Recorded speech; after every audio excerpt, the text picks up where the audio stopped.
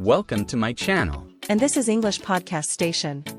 Okay, so you know how it is when you're prepping for the IELTS exam and it feels like time just disappears? Yeah, totally. Right? It's like weeks or even months can go by, and sometimes you're not even sure where to start. Exactly. That's exactly what we're diving into today on this deep dive.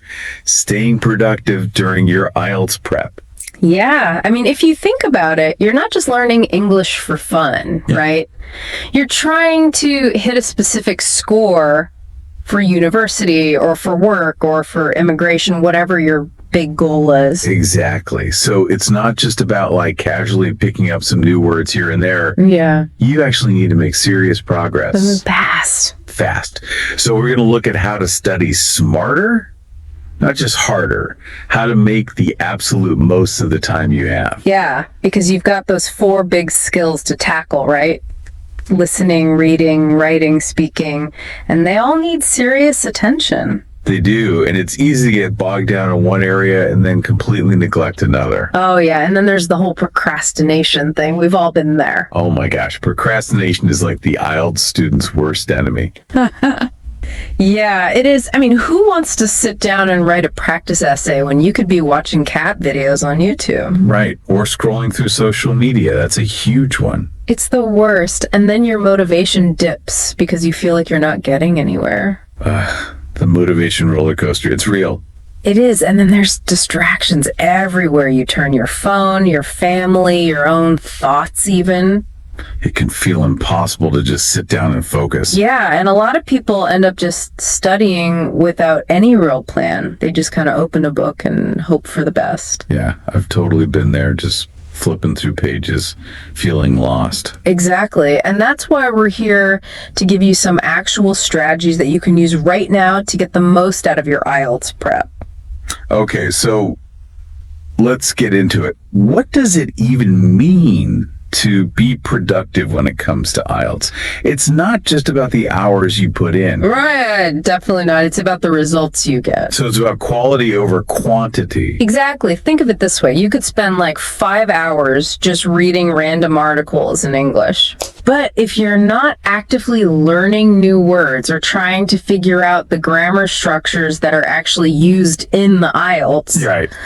then are you really making progress towards your goal? Probably not. So it's about maximizing what you learn and minimize wasting time. Exactly. It's about being efficient and focused with your energy. Okay, so how do we actually do that?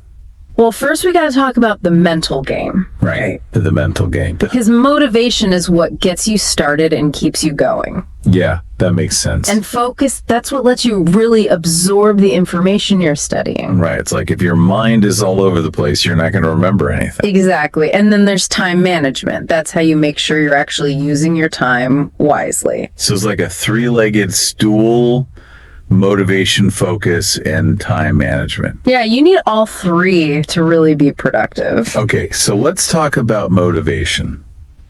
How do we stay motivated when IELTS prep can feel like such a grind? Well, one really effective way is to set SMART goals. SMART goals. Okay, I've heard of those, but remind me what they are again. So SMART stands for specific, measurable, achievable, relevant, and time-bound. Okay, so break that down for me. What does that actually look like for an IELTS student? Sure. So let's say your goal is to improve your writing score, right?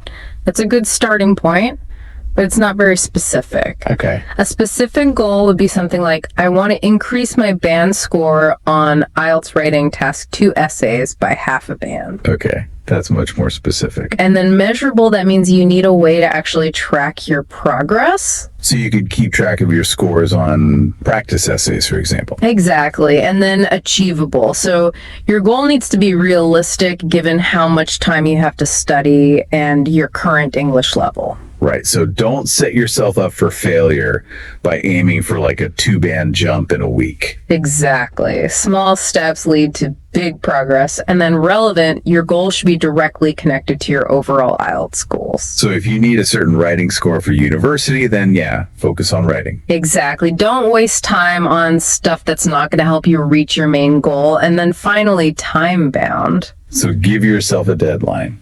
Yeah, exactly. So a SMART goal for writing could be something like, I will improve my average band score on IELTS writing, task 2 practice essays by half a band within the next 4 weeks by focusing on improving my arguments and using a wider range of vocabulary. Okay, that's a really good example.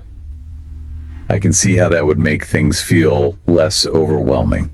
It's all about breaking down your big goal into smaller, manageable steps. Now, once we have our SMART goals, how do we manage all those daily study tasks? How do we prioritize what to work on each day? That's where good time management comes in. You need to be able to look at your to-do list and figure out what's actually important. So not just what's urgent, but what's going to actually make a difference in my score. Exactly. Sometimes you might have to say no to something that feels urgent, like responding to emails or whatever. Right, because those things can eat up your time. They can, and they might not actually be as important as, let's say, practicing a full reading test. So it's about being ruthless with your time and focusing on the tasks that are really going to move the needle. Exactly. And that also means being honest with yourself about where your time is going. Okay, so like tracking how much time I'm actually spending on Instagram. Yeah, exactly. Because we all have those time wasters, those things that suck up our time without giving us much in return. Like Netflix or YouTube rabbit holes. Oh, yeah, those are the worst. So once we've identified those time wasters, how do we actually create a study schedule that works for our lives? Well, first, you got to be realistic, right? Okay, realistic. Look at your current commitments, work, family, social life, and figure out how much time you can actually dedicate to IELTS prep each week. Don't try to cram in like 20 hours of studying if you just don't have the time. Exactly. And once you have that overall time estimate, then you can start blocking off specific times for each skill: listening, reading, writing, speaking. So instead of just saying, I'll study English for 2 hours today, it's better to say, okay, from 9 to 10, I'm doing listening practice. Exactly. That's time blocking, and it's super effective because it helps you stay focused. Okay, because you know exactly what you should be doing at that specific time. Exactly. No more waste of time trying to figure out what to study next.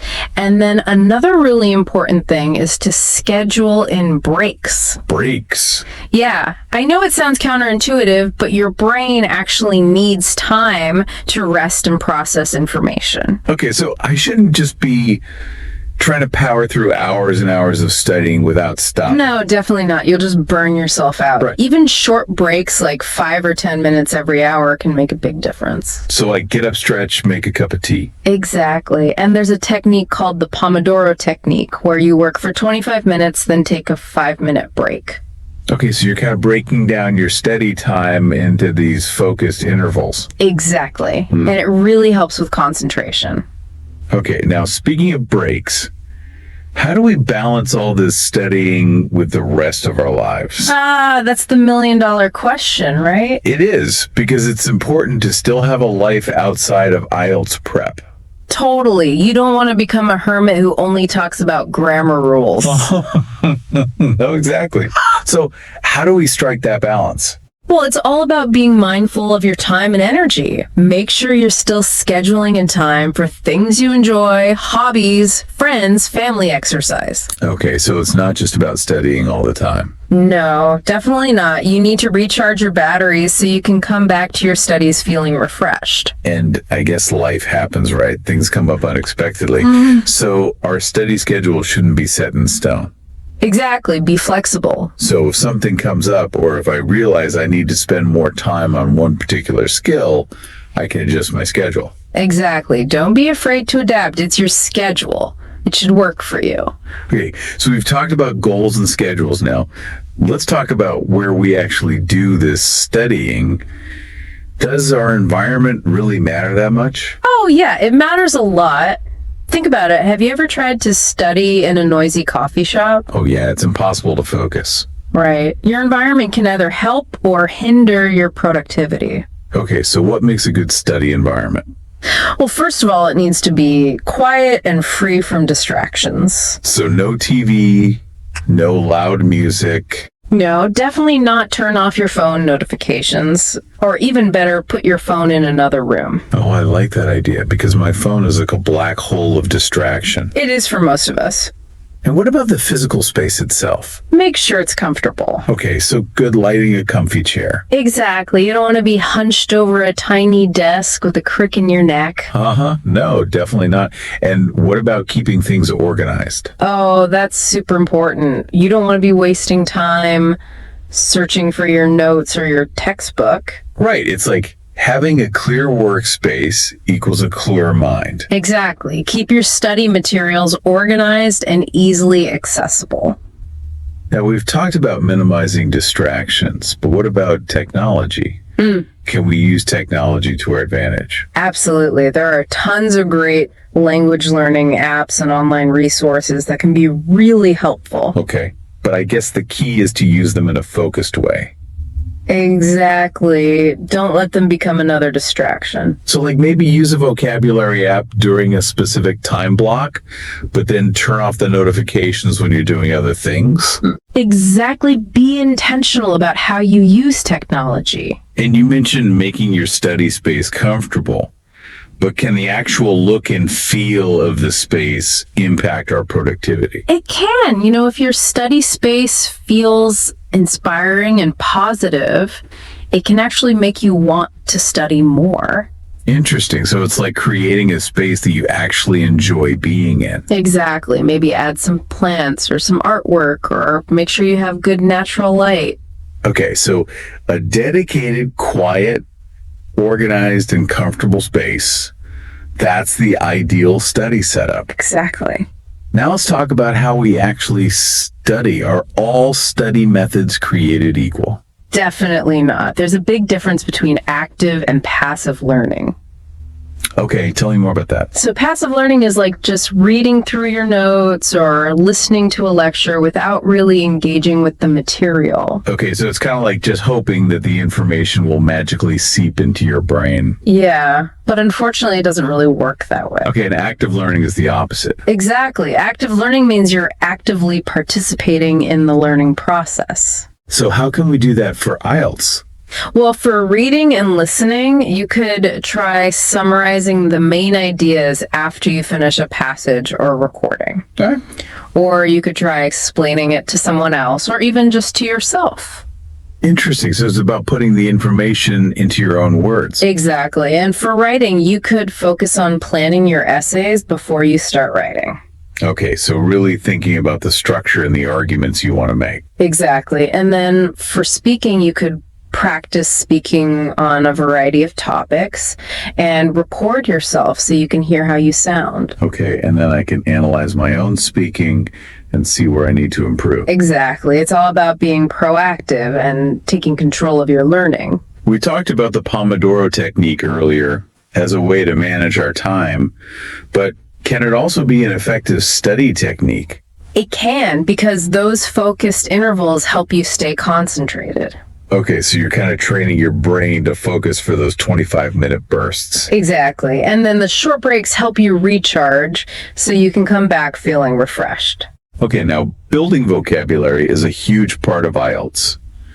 So are there specific techniques for learning new words more effectively? Absolutely.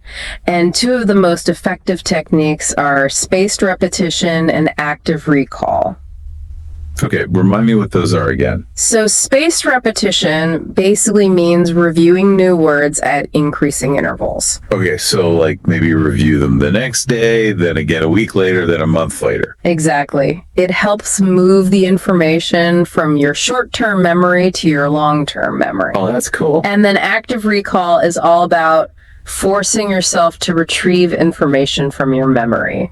So like looking at a word and trying to remember the definition without peeking at your notes. Exactly. You can use flashcards for this, or even just cover up the definition and try to recall it. That sounds like a good way to really test yourself. It is, and it's much more effective than just passively reading through a vocabulary list. Okay, now what about organizing our thoughts, especially for the writing and speaking sections? Mind maps are really helpful for that. Okay, tell me more about mind maps. So it's basically a diagram where you start with a central idea and then branch out with related concepts. Okay, so it's like a visual way to brainstorm and organize your thoughts. Exactly. You can use it for planning your essays or for brainstorming ideas for the speaking test. That's a good idea.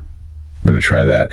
And what about studying with other people? Is that helpful? It can be explaining things to others can actually help you understand them better yourself. Oh, yeah. I've noticed that sometimes when I try to explain something to someone else, I realize I don't actually understand it as well as I thought I did. Exactly. And you can also learn from your peers. They might know some vocabulary or grammar rules that you don't. So it's kind of like a win-win situation. It is. And it can also be more motivating to study with someone else. It keeps you accountable. Okay, so active learning, spaced repetition, mind maps, collaborative study. So those are all great techniques. They are. But what about just staying focused during those study sessions? I know I personally struggle with that a lot. Yeah, focus is a skill that you have to develop over time. So how do we train our brains to focus better? Well, first of all, make sure you're managing your mental fatigue. Okay, so enough sleep, regular breaks. Exactly. And you can also try incorporating some relaxation techniques into your day. Like meditation or deep breathing exercises. Exactly. Even just a few minutes of mindfulness can make a big difference. Okay, so it's about being present in the moment and clearing your mind. Exactly. And you can also try gradually increasing the length of your study sessions. So start small and then slowly build up your stamina. Exactly. It's like training for a marathon. You wouldn't just go out and run 26 miles on your first day. No, definitely not. Now, what about those moments when procrastination strikes? How do we deal with that? Well, the first step is to try and figure out why you're procrastinating. Okay, so is it because I'm feeling overwhelmed, or is it because I just don't want to do this particular task? Exactly. Once you know the reason, you can start to find solutions. So if I'm feeling overwhelmed, I could try breaking down the task into smaller chunks. Exactly. Make it feel less daunting. And if I'm just avoiding a task because I don't enjoy it. Well, sometimes you just gotta power through it, but you can also try to make it more enjoyable. So like, put on some music or find a study buddy. Exactly. And of course, minimize those distractions. Put the phone away, close the social media tabs. Exactly. Create an environment that's conducive to focus. And how do we stay motivated over the long term when the exam feels far away? Setting those SMART goals is really helpful because it gives you something concrete to work towards. Right. And then you can track your progress and see how far you've come. Exactly. And it's also helpful to visualize your success. Imagine yourself achieving your desired score and how that will feel. Okay, so like really picture myself getting that acceptance letter from my dream university. Exactly. And don't forget to reward yourself for your progress. So like if I hit a milestone, I can treat myself to something nice. Exactly. Positive reinforcement goes a long way. Okay, so we've talked about goals, schedules, environments, study techniques, motivation, focus, procrastination. We've covered a lot. We have. Now let's talk about tracking our progress. Why is it so important to do this?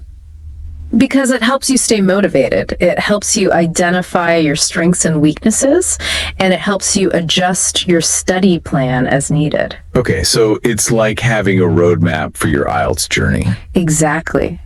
You can see where you're at, where you need to go, and how you're going to get there. So how do we actually track our progress? Well, you can start by setting benchmarks and milestones based on your SMART goals.